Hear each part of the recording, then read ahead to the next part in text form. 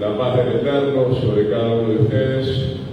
Realmente estamos en la ciudad de Luque con nuestros queridos hermanos jóvenes para tener la última reunión. Estamos viajando con mi esposa, que hoy me acompaña. El 20 ya estaremos en Buenos Aires. Pedimos oración, avisamos a los hermanos también, para aquellos que quieran la palabra del Señor. El mes de enero, de febrero, estaremos compartiendo hasta que en marzo, si el Señor así lo quiere, estemos regresando para seguir haciendo el trabajo también en la República del Paraguay. En el último tiempo todavía esto no se ha transformado en una cartilla, seguramente en cualquier momento. En el video lo estoy poniendo de una manera resumida. Hoy vamos a hablar luchando contra la soberbia, pero en realidad el título un poquito más largo debería decir luchando contra la soberbia o el orgullo hasta el final de nuestras vidas. ¿Por qué lo hemos titulado así, hermano? Porque vemos a lo largo de la Biblia que el primer pecado y el pecado que abre la puerta o el portal a todos los demás pecados es la soberbia. El primero que pecó, simplemente hacemos un repaso porque ya lo hemos enseñado, es Lucifer, aquel ángel de luz que en su momento era un querubín protector. Luego recibió el nombre de Satán por ser el adversario de Dios y fue expulsado por la soberbia. Tal vez hoy no vayamos tanto por esos pasajes, porque ustedes lo conocen bien, Isaías 14, Ezequiel 28.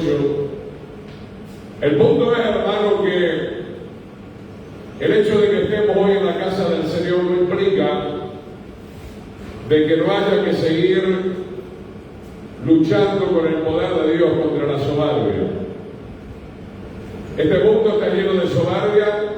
Hay pastores con soberbia, hay líderes con soberbia, hay hermanos y hermanas con soberbia, con una soberbia muy grande. Y la Biblia dice que Dios resiste a los soberbios, mas la gracia de Dios se derrama sobre aquellos que se humillan. Vamos a comenzar el libro de Job. En el libro de Job, capítulo 38, hoy tenemos una despedida bastante larga. Es Job 38:11. Quiero empezar a mostrarles bíblicamente que el eterno Dios dice en su palabra que Él va a derribar la soberbia.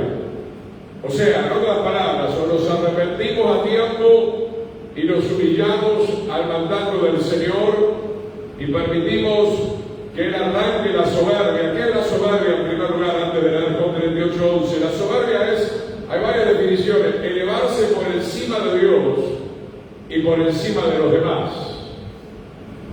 Y por favor, hoy nadie me mire con una carita de que yo no fui, porque estamos, creo que, involucrados todos. Usted me dirá, pero pastor, tengo mucho tiempo en el camino del Señor, yo no puedo ser soberbio. Seguro que no soy soberbio. Permítame decirle algo, dar una pista para que usted se vaya viendo en el espejo de la palabra, nos vayamos viendo. En cuanto una persona, sea joven o no joven, rechaza poner por obra un consejo de Dios, un mandamiento de Dios, usted ya con esa acción está demostrando que es una persona soberbia. De hecho, en todos estos años y sobre todo este año que está terminando, el 2024, ¿cuánta gente soberbia hemos visto? ¿Cuántas reacciones soberbias? Y todos luchamos, porque el apóstol Pablo decía que él golpeaba su cuerpo para ponerlo en servidumbre, para ponerlo bajo el dominio y el control del Espíritu Santo. Amén. Entonces la soberbia es elevarse por encima de Dios. ¿Qué dijo el querubín? Subiré al monte de Dios. Adán y Eva provocaron al Señor. Siempre lo enseñamos aquí, amén. El Señor le dijo, de este árbol podés comer, de este árbol no vas a comer. ¿A qué hizo? No, él fue a comer del árbol que no había que comer. La generación de Noé se rebeló contra Dios. La generación de la torre de Babel, el pueblo de Israel, en el desierto se rebeló contra el Señor. ¿Y cómo estamos nosotros en esta tarde-noche aquí en la ciudad de Luque? Como ustedes saben, tengo que decir siempre lo que siento, ¿no?, de parte del Señor. Yo estoy muy contento con ustedes, ¿saben? ¿Qué fue lo que pasó este año en este lugar? Yo no lo sé muy bien, o por ahí sí. ¿Por qué los jóvenes no acuden a una reunión como esta? Evidentemente porque aman la soberbia del mundo, aman la vanidad del mundo. ¿Cuánto tenemos que orar por los jóvenes para que regresen al camino del Señor humillados? La soberbia también es el deseo de independizarse de Dios sin tener en cuenta a Dios. Y la mayoría de los evangélicos cristianos hoy en día caminan de esa manera, en esa soberbia, independientemente de lo que dice la palabra, independientemente de lo que dice el consejo de Dios. Es por eso que hay tantos problemas hoy en los supuestos creyentes, porque se salen rápidamente de la cobertura de Dios. La soberbia también pretende robarle a Dios la gloria y la grandeza que solamente le pertenece al Señor. Vamos al libro de Job, capítulo 38, verso 11.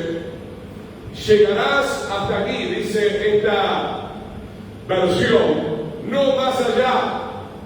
Qué lindo es hablarle con autoridad a la soberbia. Llegarás hasta aquí, no más allá, le dije, aquí se romperá. Otra versión dice, aquí se detendrá el orgullo de tus olas. Hermano querido, hay un Dios todopoderoso, hay un Dios soberano. Nosotros somos barro nada más. El Eterno le dijo al querubín, hasta aquí llegaste. Le dijo a Adán y Eva, hasta aquí llegaste. Le dijo a la generación de Noé, hasta aquí llegaste. Viene ahora mi diluvio. ¿Sabe que el Señor tiene su manera de detener las olas de soberbia que hay dentro de nuestra alma? Dios está empezando a tratar fuertemente al mundo, al Paraguay, a la Argentina, al Uruguay y a cada uno de nosotros, porque Él nos ama, porque Él quiere salvarnos. Pero la soberbia no entra en el reino de los cielos, no entra en la santa ciudad de Jerusalén, Entonces dice, llegarás hasta aquí, no más allá. Hermano, el Señor tiene el día, la hora, la milésima de segundo para detener la soberbia. O te humillas ahora delante del Señor, te reconoces ahora delante del Señor, o el Señor tendrá que detenerte de maneras que muchas veces nosotros humanamente no queremos. Vamos al libro de Abdías, profeta menor, libro de Abdías, versículo 3. Si predicamos con soberbia, si cantamos con soberbia, si somos padres soberbios, vamos a tener que pagar el precio. Abdías, versículo 3. Le voy a explicar de qué está hablando acá. Acá está hablando de los primos hermanos de Israel, los edomitas. ¿Quiénes son los edomitas? Son los descendientes de Esaú. No me da todo el tiempo para explicar, pero los primos hermanos de Israel que existen hoy en día alrededor de la tierra de Israel, en muchas ocasiones estuvieron del lado del enemigo en vez de ayudar a su primo hermano. Entonces, los edomitas eran personas muy soberbias, habían hecho su fortaleza, llamado Baler, en la montaña, en las peñas. Abdías profetizó aproximadamente en el 850 antes de la primera venida del Señor, y está diciendo que los primos hermanos de Israel van a caer por su soberbia, pero no cayeron tan rápido. No cayeron tan rápido. Abdías profetizó esto en el 850 y los edomitas fueron destruidos por los macabeos. Los macabeos en hebreo significa el martillo de Dios. Era un grupo muy celoso de judíos que amaban la Torá. Recién para el 170 antes de la primera venida del Señor pudieron vencer a los edomitas, que eran especialistas en hacer su fortaleza en las montañas. Usted va a Israel, usted va a ver un montón de huecos por un montón de lados. Hay un montón de agujeros que se usaban para refugio, que usaron mismos los escribas para esconder los rollos, por ejemplo, del Mar Muerto, y esconder otros rollos bíblicos que fueron preservados hasta el día de hoy. Había, verso 3, la soberbia de tu corazón te ha engañado. ¿Por qué habla así el profeta? Porque los edomitas pensaban que nadie los podía derribar. Satanás pensó que nadie los podía derribar. Adán y Eva pensó que nadie los podía derribar. Y tal vez más de un soberbio en esta noche piensa que nadie lo puede derribar, pero hay un Dios que es el soberano, es el omnipotente, por siempre y para siempre. Tú que moras en la hendidura de las peñas, en tu altísima morada, que dices en tu corazón, ¿quién me derribará a tierra? ¿Cómo te llevas con los primos hermanos, Mirá, los hermanos de José lo vendieron a José, lo que soberbios que eran. Y José le demostró una vida de humildad, ¿verdad? Porque en vez de matarlos, les perdonó la vida. Qué soberbio que es el ser humano, ¿verdad?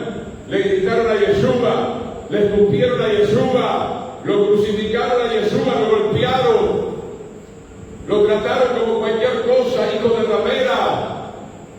Demonio tienes a Belzebú. ¿Y qué hizo Yeshua? Dijo en la cruz, en el madero, Padre, perdónalos, porque no saben lo que hacen.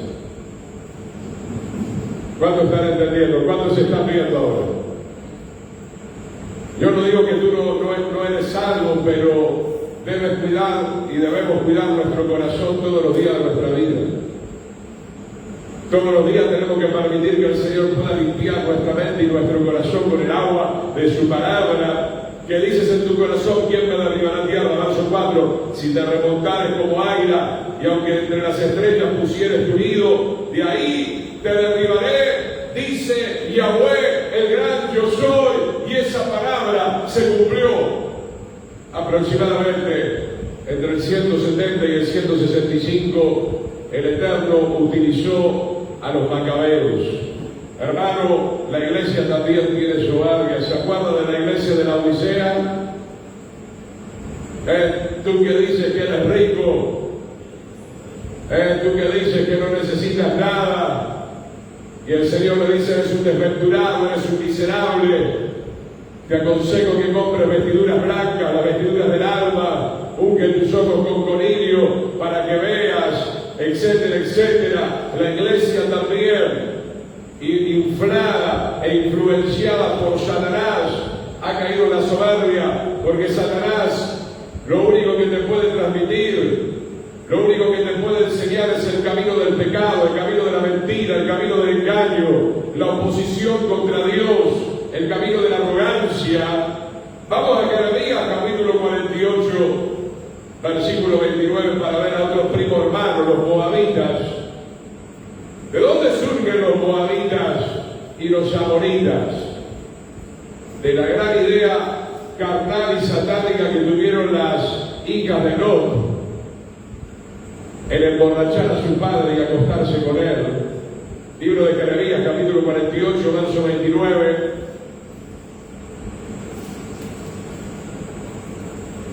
Les estoy introduciendo y mostrando algunos textos que muestran los diferentes tipos de soberbia que había en el Antiguo Testamento. Jeremías 48, 29, hemos oído la soberbia de Moab, los moabitas.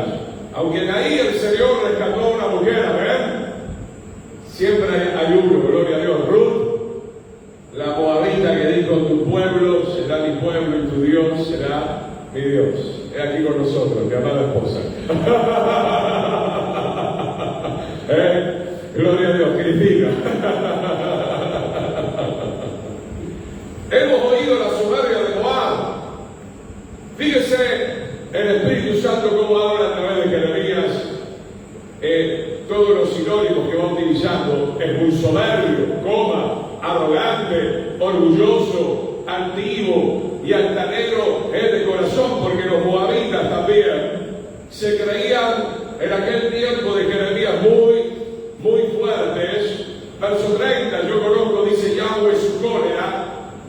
O sea, está diciendo que Dios conoce que era un pueblo muy encolerizado, muy violento, pero no tendrá efecto su jactancia, no le aprovechará. Ya vamos a ver por qué, mantenga abierto allí el libro.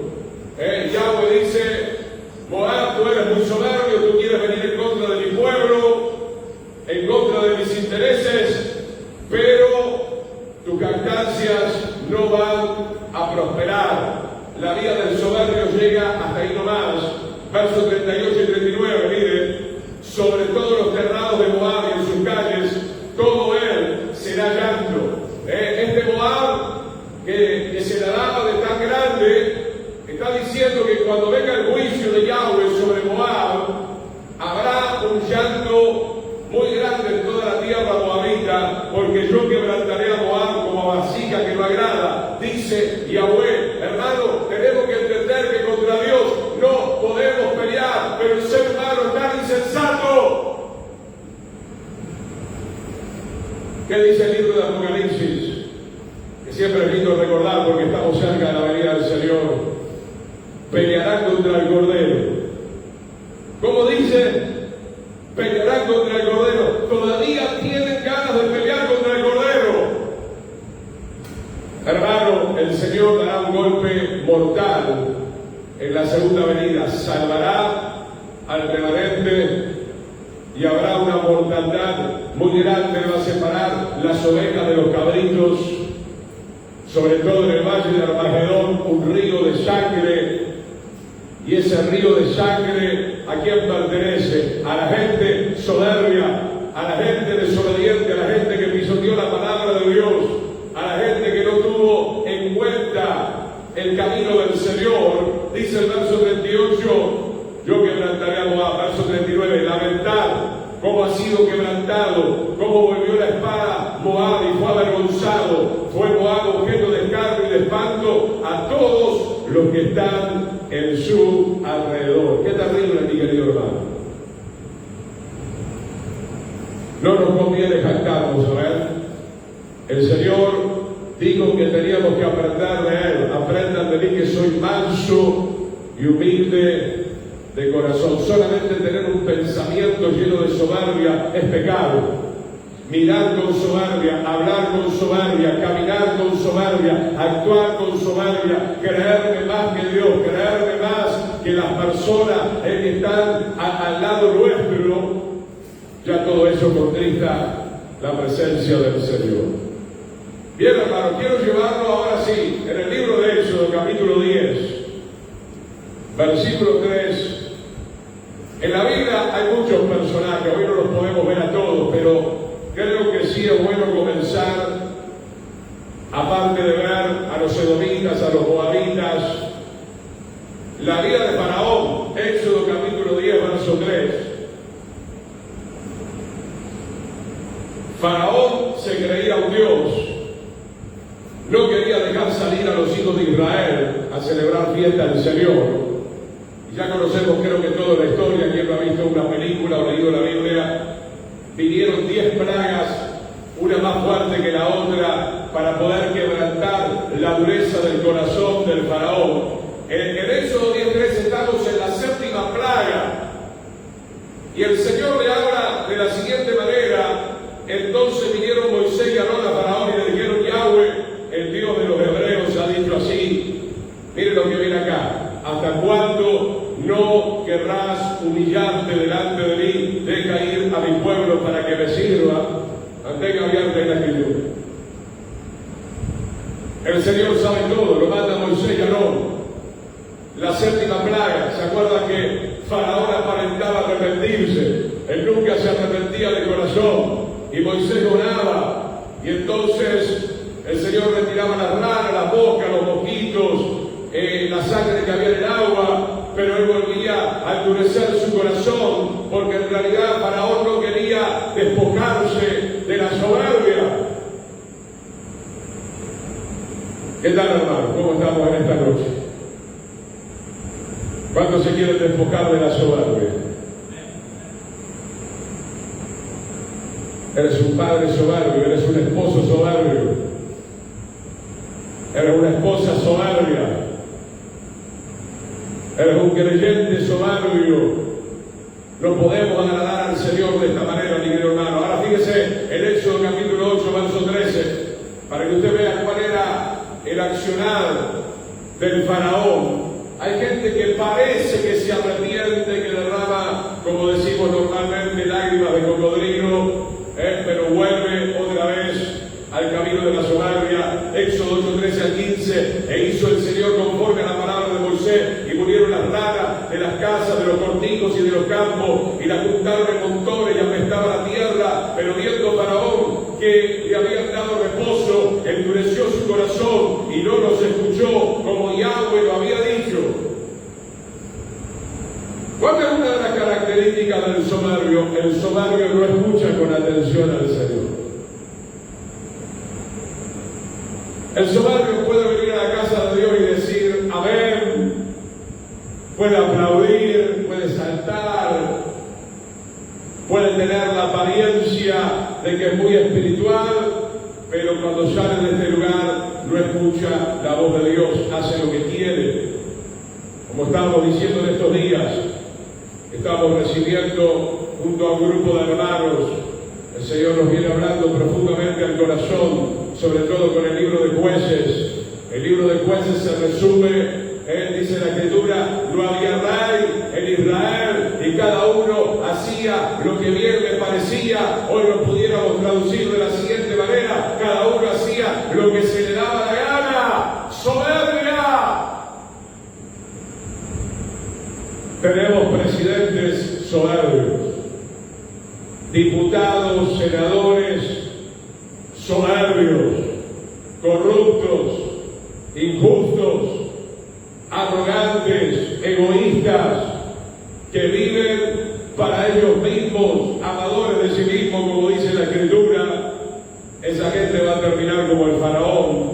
Miren lo que dice acá, Éxodo capítulo 8, verso 30. Entonces Moisés salió de la presencia de Faraón y oró al Señor, y el Señor hizo conforme a la palabra de Moisés, y quitó todas aquellas bocas de Faraón, de sus siervos y de su pueblo, sin que quedara una. Mas Faraón otra vez, esta era la práctica del Faraón, endureció aún esta vez su corazón y no dejó ir al pueblo. Vamos de ahí a Éxodo 9, 34.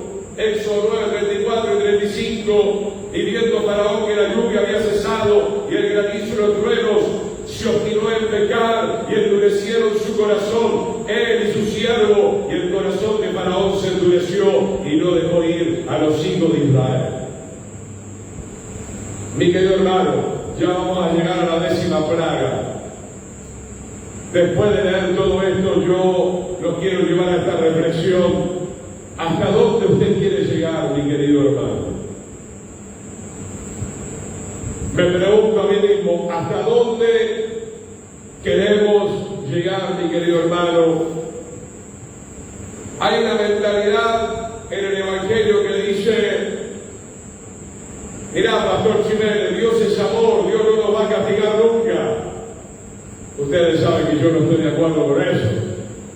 Sí creo que Dios es muy amoroso, sí creo que Dios es muy paciente. Envió a sus siervos, a Moisés y a Aarón, a hablarle a Faraón, aunque no era israelita, le dio la oportunidad de salvarse, como a todo Egipto. De hecho, algunos egipcios salieron y fueron parte del éxodo del campamento de Israel cuando cruzaron el Mar Rojo. Fueron gente que obviamente discernió lo que estaba sucediendo, discernieron que el verdadero Dios estaba con los israelitas. Ahora, hermano, yo le pregunto, ¿hasta dónde quiere llegar? Porque el Señor está a punto de decirle a Faraón ahora: viene la 10ª plaga, te voy a dar un golpe terrible. Yo sé que ustedes vieron la película tal vez de chiquitito, pero vamos a permitir que el Espíritu ahora nos lleve nuestra mente a imaginar y a pensar en el relato, usted sabe, mi querido hermano, lo que significa que muera todo primogénito en una nación. Imagínate que esto pasara aquí en Paraguay. ¿Tienes acá primogénito? Espero que no haya nadie. Yo soy el del medio. Gabriel. Depende, pastor. ¿Vos sos el primogénito? ¿Cómo es el tema? Y depende si contamos a la mujer, no. Si contamos al varón, sí. Ah, bueno, ok. Por varón, entonces. Varón, sí. Pero imagínense de esto, hermano. Murió el primogénito de todos los animales. Egipto, una nación mucho más grande geográficamente que Paraguay. El dolor, el llanto, tuvo que venir un golpetazo tremendo de parte del Señor, y aún así usted dice, bueno, se va a terminar la soberbia, se va a terminar la soberbia, y en apariencia parece que sí, porque Faraón no lo deja salir, y los egipcios le dan oro y plata como había profetizado el Señor que le iban a dar, porque tenían miedo de que pudieran morir absolutamente todos, y los apuran a salir, pero luego se arrepienten, como dice la palabra, ya vamos a leer, y comienzan a perseguir a los israelitas, y viene otro golpe, no solamente que vino la 10ª plaga, yo diría que vino la 11ª plaga también, porque el mar, y eso está comprobado hoy en día, creo que justamente en estos días se está viralizando bastante, la gente que ha buceado debajo del Mar Rojo, están las pruebas, como están las pruebas del arca, hay un montón de pruebas, pero más allá de las pruebas, como hablamos con mi esposa, necesitamos la fe, amén, necesitamos creer en el Señor. Miren lo que dice Éxodo 12:29, como el Señor va obrando de tal manera hasta que esa soberbia se quiebre o sea juzgada totalmente por el Señor, como va a suceder también en la segunda venida. Éxodo capítulo 12, verso 29, y aconteció que a la medianoche Yahweh hirió a todo primogénito en la tierra de Egipto. Había un hedor a muerte terrible, mi querido hermano. Se lo buscaron. El Señor quería salvarlos, el Señor quería que el corazón de ellos se pudiera compungir antes, pero ellos lastimosamente, tanto el faraón como los siervos y como todo el pueblo egipcio, estaban en una soberbia muy alta, desde el primogénito del faraón que se sentaba sobre su trono, hasta el primogénito del cautivo que estaba en la cárcel, y todo primogénito de los animales. Y se levantó aquella noche Faraón, él y todos sus siervos y todos los egipcios, y hubo un gran clamor en Egipto, porque no había casa donde no hubiese un muerto, porque la paga del pecado es la muerte. Si usted piensa que en la segunda venida del Señor no va a morir nadie, está muy equivocado. Va a morir mucha gente, porque no todos están preparados. No podía ser de otra manera, no voy a dejar faltar esta oportunidad. Nosotros estamos haciendo los últimos trámites porque tenemos que viajar, pero usted ve a la gente enloquecida, ¿verdad? Usted ve que la gente maneja para cualquier lado ya están comprando las cajas de alcohol, el pan dulce, la carne, la mandioca, la comida. Pero una comida para caer obviamente en la glotonería, en la borrachería. Te quieren hablar de la Navidad, que primero que no es una fiesta que yo encuentre en la Biblia.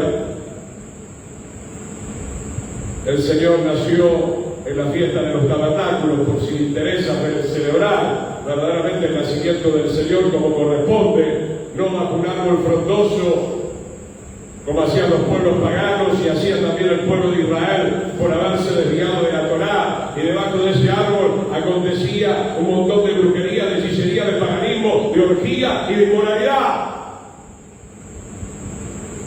Pero la gente, hermano, se va a reunir para Navidad, pongamos también Año Nuevo y toda la demás fiestita que sigue. ¿Saben para qué? La gran mayoría, disculpo al que no tiene entendimiento de esto, sé que algunos lo van a hacer con un corazón honesto, pero la gran mayoría, hermano, va a celebrar las fiestas con arrogancia. ¿Saben para qué la fiesta? Es para mostrar la operación que me hice del cuerpo, los votos, la ceja, la oreja, las manos, los pies, mostrar el modelito. ¿Sí o no? ¿Sí o no, mi querido hermano?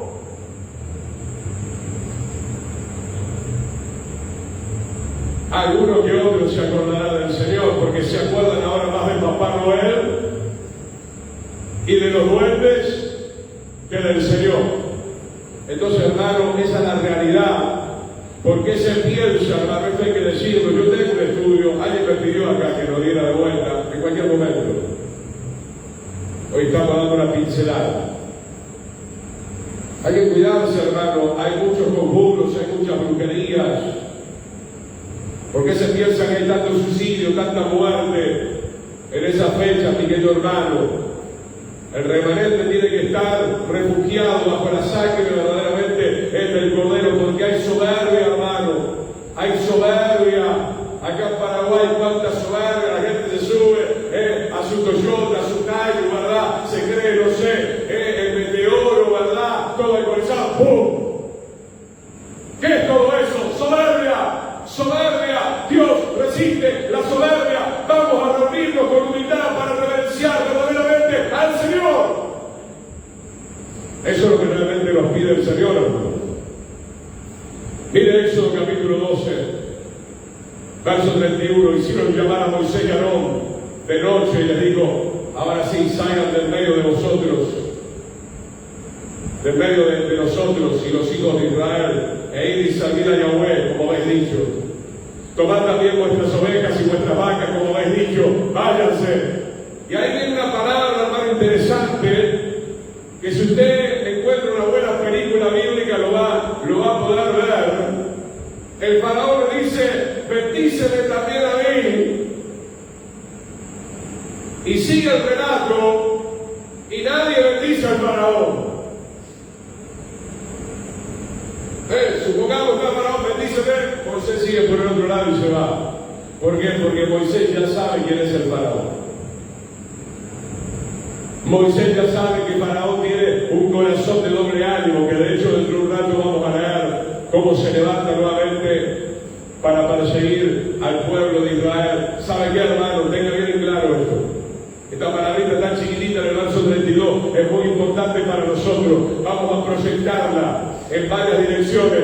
Ni tú ni yo, el Señor nos libre. Nosotros no tenemos permiso de bendecir algo que no es de Dios. No puedo bendecir el adulterio, no puedo bendecir el robo, no puedo bendecir la estafa, no puedo bendecir la soberbia, no puedo bendecir la rebelión. Dios no bendice ese tipo de personas. Por supuesto, Él nos está buscando. Él quisiera darnos esa bendición. Pero para poder recibir esa bendición, el primer paso para toda persona es arrepentirnos genuinamente de nuestros pecados y humillarnos delante de la presencia del Señor. Verso 33, los egipcios apremiaban al pueblo, dándose prisa a echarlos de la tierra, porque decían: todos somos muertos. Vaya prestando atención a esta palabra, porque aún los egipcios se van a arrepentir de estas palabras también. Gloria a Dios. Verso 36, y Yahweh dio gracia al pueblo delante de los egipcios, y le dieron cuanto pedían. Así despojaron a los egipcios. Todo ese oro y esa plata fue como una especie de indemnización por esos 430 años en la esclavitud. Pero también el Señor iba a tomar todos estos tesoros para construir más adelante el tabernáculo de reunión. Éxodo 14, uno dice: bueno, me libré de este soberbio. Este soberbio no me va a perseguir más. estamos diciendo, luchando contra la soberbia hasta el final de nuestras vidas. Un poco de levadura leuda toda la masa, las pequeñas obras que van a destruir la viña. Ahí tengo el mensaje, pero será para la próxima. También quiero hablar con ustedes más adelante del martillo y los clavos de Dios. ¿Por qué, hermano? Porque a la vieja naturaleza, al viejo hombre y a la vieja mujer que están habituados a caminar y a pensar en la soberbia, hay que clavarlo todos los santos días, hermano. Porque ese viejo hombre se quiere bajar del madero. Ahora lo digo rápidamente, pero en otro momento lo vamos a estudiar. ¿Se acuerdan cuando los fariseos le gritaron a Yeshua en el momento del Calvario que le dijeron: si eres hijo de Dios, bájate de la cruz? ¿Y qué hizo el Señor? ¿Les obedeció? Y hoy viene Satanás con la misma fórmula: si eres hijo de Dios, bájate de tu cruz, de tu madero. Eso es lo que nosotros no tenemos que hacer, hermano, porque si nos bajamos, si soltamos la cruz, estaremos asesinando a la nueva criatura y estaremos colocando nuevamente en nuestra alma a la vieja naturaleza que quiere reinar por medio de la soberbia. La vieja naturaleza no ama la santidad, la vieja naturaleza quiere seguir practicando el pecado. Mire, Éxodo 14, habló Yahweh a Moisés diciendo: di a los hijos de Israel que den la vuelta y acampen delante de Pi-Hahiroth, entre el Migdol y el mar, hacia Baal-Zephón, delante de él, acamparán junto al mar. No, el Señor le habla a Moisés. Y usted recordará en otros textos que el mismo propio pueblo de Israel le critica a Moisés. Se le acercan a Moisés y le dicen: Moisés, pero ¿es este el camino? ¿Estás seguro que este es el camino? Y acá Yahweh le está hablando y le dice: acampen delante de Pi-Hahiroth, entre Midot y el mar, hacia Baal-Zephón. Y los carnales y los intelectuales dijeron: pero Moisés, no estás escuchando bien la voz de Dios, porque ¿cómo vamos a atravesar el mar rojo? Pero acá tenemos que entender el plan de Dios. Yahweh le tendió una trampa, en el buen sentido, a Faraón. Lo probó a Faraón. Porque cuando Faraón se entera por los espías que venían viendo el mover de Israel, le avisan y le dicen: mirá, estos judíos están tontos. Qué tontos que son los judíos. ¡Qué tonto que es el Dios de los judíos! Mirá, están ahí. Se fueron de nosotros, pero enseguida los podemos esclavizar. ¡Qué tremendo, hermano!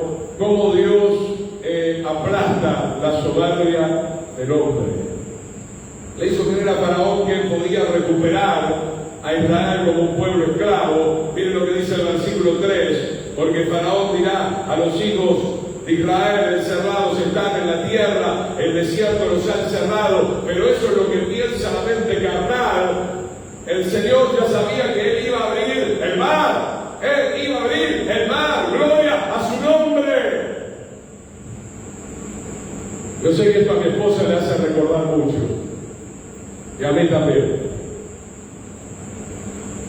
Porque yo recibí una palabra muy similar cuando nos estábamos por casar. Y había muchas dificultades a nuestro alrededor. Y el Señor me dice: el mar se hizo un río, ahora pueden pasar ustedes. Y finalmente nos casamos. Y también nos veníamos para Paraguay, ya de estos 24 años. Y Paraguay no sigue siendo fácil, pero el Señor está con nosotros. Y siempre nos decían en un viaje o en otro viaje: pero ustedes van a morir, ustedes van a la tumba de los prisioneros, ustedes se van a morir de hambre, van a quedar raquíticos. El pueblo de Dios, el supuesto pueblo de Dios. Hermano, qué lindo es que Dios aplasta la soberbia, aplasta el razonamiento, aplasta falta de intelecto. ¿A vos te parece que no podés pasar y el Señor hace público? Listo, ya pueden pasar. Y el Señor tiene un plan que ustedes van a pasar primero. Y que cuando los enemigos crean que están cerca de ustedes, voy a cerrar las aguas y los voy a matar. Así de fácil. Así de fácil, dice Yahweh. Voy, como hemos leído en el libro de Job, voy a detener las olas de la soberbia. Porque esos carros de Faraón que perseguían por detrás parecían como olas de soberbia que estaban a punto de alcanzar al pueblo de Israel, pero no pudieron. No pudieron. Versículo 4, yo endureceré el corazón de Faraón para que lo siga, y seré glorificado en Faraón y en todo su ejército, y sabrán los egipcios que yo soy Yahweh, y ellos lo hicieron así. Éxodo 14:5, y fue dado aviso al rey de Egipto que el pueblo huía, y el corazón del Faraón, mira acá en el verso 5, y el corazón del Faraón y de su siervo se volvió nuevamente contra el pueblo de Israel, y dijeron: ¿cómo hemos hecho esto de haber dejado ir a Israel para que no nos sirva? Unció su carro, tomó consigo su pueblo, tomaron 600 carros escogidos y todos los carros de Egipto, los capitanes sobre ellos. Verso 8. Y endureció Yahweh el corazón de Faraón, rey de Egipto, y él siguió a los hijos de Israel. Pero los hijos de Israel habían salido, que dice ahí, hermano, con mano poderosa. Gloria al Señor, aleluya. Habían salido con mano poderosa. Usted conoce la historia, cómo no murió ni un israelita, no pudieron tocarle un pelo. Hermano, tantos ejemplos. Hoy no lo voy a compartir, pero ahí tenemos el rey de Babilonia. ¿Cuántos recuerdan a Nabucodonosor? Un año antes Daniel le dice: te conviene humillarte delante del Señor y expiar tus pecados. Pero él se olvida rápidamente de esa palabra y dice Nabucodonosor en un momento de arrogancia: ¿no es esta la gran Babilonia que yo he edificado en un instante? El Señor lo deja como una bestia, 7 tiempos, comiendo hierba como las bestias. Había perdido completamente la razón. Luego de 7 tiempos, él reconoce al Dios Altísimo. ¿Cuánta gente soberbia en la Biblia, hermano? Sansón, otro soberbio, es que no hay mujer en Israel, que tiene que ir a buscar una filistea.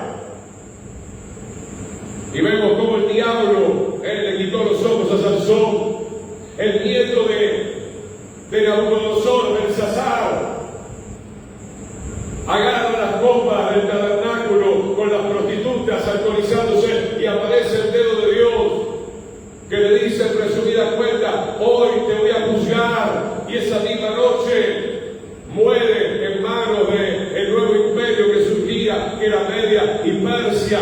Y querido hermano, Dios está en control. Dios es soberano. Dios resiste a los soberbios. Podemos ver un poquito más, mi querido hermano. Quiero que veamos esto en la palabra del Señor. Vamos a ver. Vayamos al libro de Romanos, capítulo 7, verso 22. Romanos 7, 22. La soberbia o el soberbio, vamos a ver ahora, tiene la costumbre de desafiar las ordenanzas de Dios. Romanos 7, 22, que hace un instante se lo mencioné. Pablo mismo tenía esta lucha permanente. Por eso hemos titulado Luchando contra la soberbia hasta el final de nuestra vida.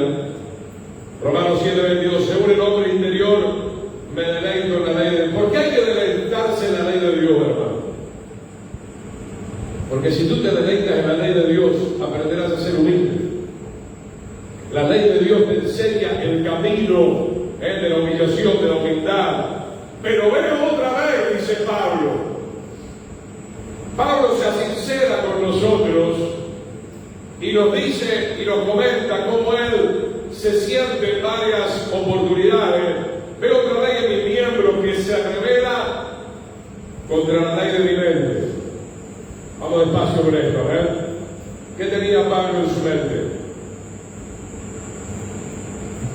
¿Qué tenía Pablo en su mente? La ley de Dios, amén. Porque Jeremías dijo que el Señor iba a poner su ley en nuestra mente y en nuestro corazón. Si la ley de Dios está en nuestra mente y en nuestro corazón, nosotros vamos a ser personas humildes. Por eso, hermano, usted me escucha y hemos hecho varios programas con otro hermano.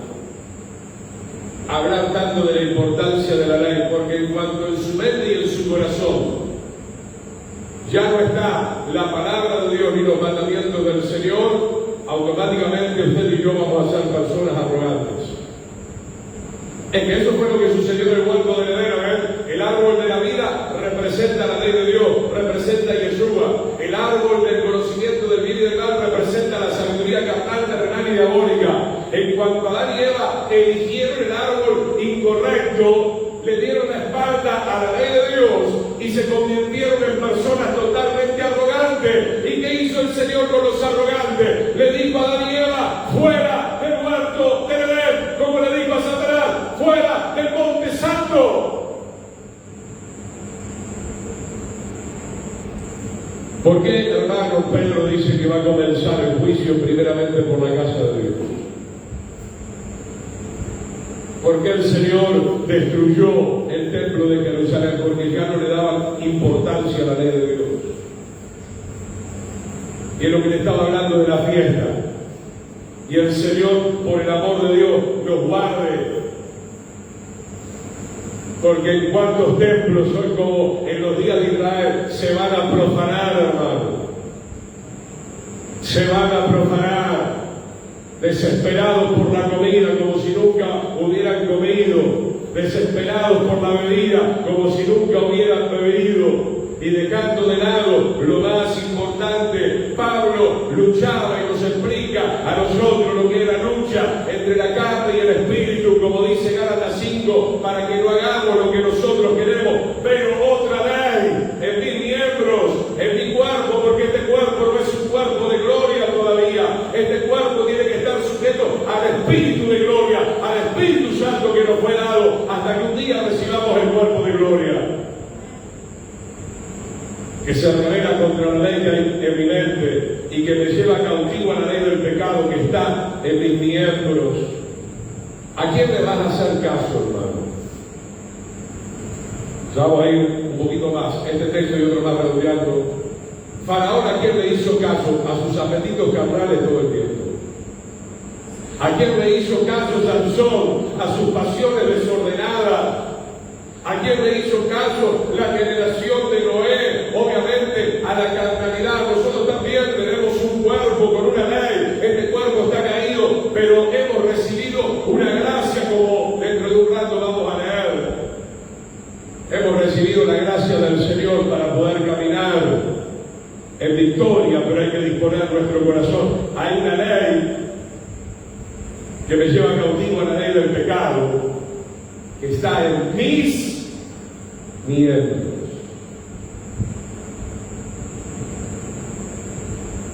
En una reunión, vamos a enseñar un poquito de modales, que hasta a veces los pastores pierden también. Quédese tranquilo, que lo he visto infinidad de veces. En una reunión, usted puede decidir ser mesurado a la hora de comer, ser educado. Me parece que viene el fin del mundo, ¿no? Qué triste, hermano. Parece que algo así sucedía en la cena del Señor, ¿no? Porque Pablo trae una reprensión, ¿no? Porque la gente estaba muy involucrada, muy mentalizada en querer comer. Verso 24, miserable de mí, somos miserables sin el Señor.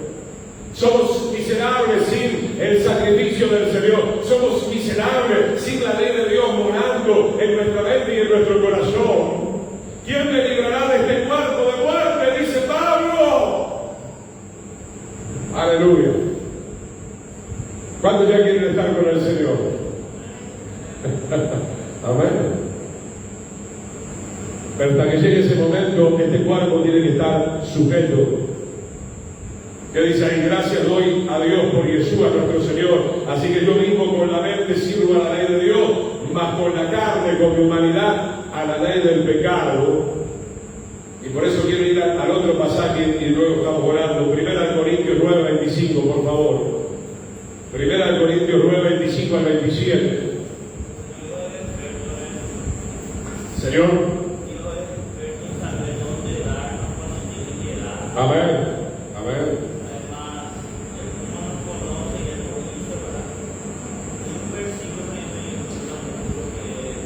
Sí. Amén. Amén. El Señor nos va a perfeccionar, hermano. Dice acá en Amén que Dios sabe cómo golpearnos, cómo dónde darnos. Gloria a Dios. Pero para salvarnos, amén. Justamente de eso se trata lo que voy a compartir ahora. 1 Corintios 9, 25. Todo aquel que lucha, de todo se abstiene.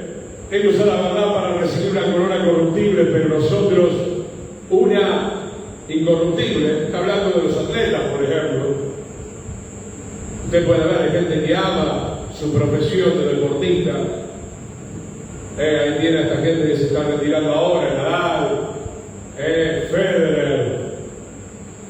Entre nosotros, los argentinos, ahí tenemos a Ginóbili. Usted los admiraba porque toda su carrera ellos se cuidaban para estar bien, para su deporte, ¿verdad? Etcétera, etcétera. ¿Cuánto más nosotros para la salvación y la vida eterna? No te vas a abstener del pecado, no te vas a abstener de la glotonería, no te vas a abstener del tema de robar, de mentir, del tema de la arrogancia del cual estamos hablando para poder agradar al Señor. Verso 26. Así que yo de esta manera corro, no como a la aventura, de esta manera peleo, no como quien golpea al aire. Y ahí dice en el verso 27 Pablo, golpeo mi cuerpo. Golpeo mi cuerpo. Hoy, hermanos, por ejemplo, a ver, toda la gloria sea al Señor, no nos vamos a jactar ahora de esto tampoco, ¿no? Pero, por ejemplo, el venir a esta reunión y golpear tu cuerpo, yo creo que estamos entrenados, en realidad nosotros sí queremos venir a la reunión, pero muchas veces por ahí puede existir esa lucha, sobre todo en los más nuevos o en los más rebeldes, pero aún en nosotros, qué bueno golpear el cuerpo, porque uno dice, bueno, me voy a quedar durmiendo la siesta, me voy a quedar mirando un partido, me voy a quedar en mi mundo, en mi reino, en mi mundanalidad, comiendo, mirando películas. Qué bueno, hermano, es golpear el cuerpo y ponerlo en servidumbre. Pablo era una persona muy espiritual, a la cual hacemos bien en seguir su ejemplo, porque él mismo dice, sean imitadores de mí como yo de Cristo. Era una persona muy entregada a la oración, una persona muy entregada al estudio de la palabra, una persona muy entregada como misionero, yendo para acá, yendo para allá, soportando las aflicciones. Entonces, digo, hermano, obviamente Pablo se había despojado, como decía recién Gabriel, muy bueno lo que decía Gabriel, el Señor sabe dónde darte. Pablo se había despojado de la soberbia, porque acuérdense que en el libro de Filipenses, él dice, soy de la tribu de Benjamín, circuncidado al octavo día. En cuanto a la ley farisaica, soy irreprensible. Él era muy orgulloso. Muy orgulloso. ¿Y cómo trató el Señor su orgullo? Lo primero que hizo, lo derribó del caballo. Y lo dejó ciego. Y le envió un discípulo que no era muy conocido a que le impusiera las manos. Pero de esa manera, como dice Gabriel, golpe tras golpe, y eso usted lo va a entender cuando hablemos del martillo de Dios, que podemos dar una pincelada ahora. ¿Cómo se hacía el candelabro? De oro puro, que representa la naturaleza de Dios, hecho a martillo por los artesanos. Nosotros también somos llamados a hacer luz, a hacer un candelabro. El martillo de Dios está trabajando sobre nuestra vida, no para destruirte, sino para darte forma. El candelabro tenía manzanas, tenía almendras, tenía flores. 7 brazos que representan la plenitud de Dios. Si usted quiere ser siervo de Dios, prepárese para recibir los martillazos del Señor, o para que la mano de Yahweh, el gran alfarero, se ponga sobre su alma y comience a trabajar su mente y su corazón. Porque no podemos servir a Dios de cualquier manera, hermano. Miren lo que dice Pablo: qué grado de humildad él había alcanzado. No sea que habiendo sido heraldo, o sea, habiendo predicado a otro, yo mismo venga a ser eliminado o descalificado. Con esto yo hablaba. Mi esposa estaba compartiendo algo muy lindo en estos días. Y un hermano escribe en el online y agradece por lo que estaba compartiendo Cristina de parte del Señor. ¿Por qué? Porque hay veces que, como Pablo, pensamos, Dios no lo permita, pero es bueno pensar de una manera humilde, no pensar, como estamos diciendo con Cristina, venimos diciendo, no, tal, de taquito soy sano. Es mejor pensar que por ahí todavía me faltan algunas cosas. ¿Cuánta arrogancia en el pueblo es del Señor? Ah, soy el gran liberador, hasta que quedas endemoniado. Soy el gran misionero, me como la selva, abra el camino que viene el gran misionero, hasta que pases alguna lucha y tengas que aprender verdaderamente a vivir por fe y a depender del Señor. Es mejor, mire cómo Dios lo cambió a Pablo, ¿verdad? El que se creía tanto, que perseguía a todo el mundo, que había estudiado con Gamaliel, ¿verdad? Ahora dice, no sea que yo venga a ser descalificado. No es que Pablo pensara que él estaba haciendo mal las cosas. Yo creo que el Espíritu le da testimonio de que él venía caminando bien. Pero es bueno tener esa actitud delante de Dios y delante de la gente también, ¿no? Y no ser arrogante, sino ser prepotente. La Biblia dice que cuidemos esta salvación tan grande con temor y temblor, ¿eh? Entonces hagamos caso a lo que dice la palabra. El año que viene, si el Señor permite, seguiremos hablando de esta temática tan importante. Vamos a orar, vamos a agradecer al Señor. Padre bueno, envístenos de tu poder, Señor, que no nos falte nunca la fuerza espiritual para luchar contra este pecado tan abominable, Señor, que tú repudias. En el nombre poderoso de Yeshua, Padre, límpianos, arranca toda raíz de soberbia, perdona, Señor, si nos hemos elevado inclusive por encima tuyo, Señor, por encima de tu palabra, por encima de tu consejo, por encima de tus mandamientos, Señor. En el nombre de Yeshua, Padre, que tu ley no se mueva nunca de nuestra mente y de nuestro corazón, Padre. Y que como Pablo podamos mantener no solamente el cuerpo, todo nuestro ser sujeto al poder tuyo, Señor. En el nombre maravilloso de Yeshua, Padre, te damos gracias en esta noche. Amén y amén.